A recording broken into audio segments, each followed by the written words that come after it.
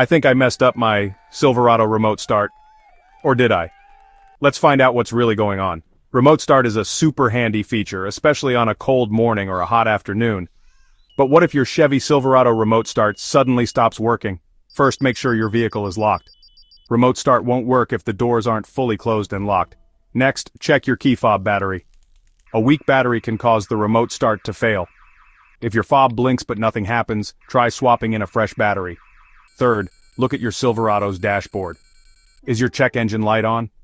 If it is, remote start is automatically disabled until the issue is fixed. Also, ensure your truck is in park and the hood is fully closed. Safety features prevent remote start if these conditions aren't met. And finally, double-check the remote start procedure. Press the lock button, then hold down the remote start button for a few seconds. If you hear a horn beep, you're good. If not, repeat the steps. Still not working?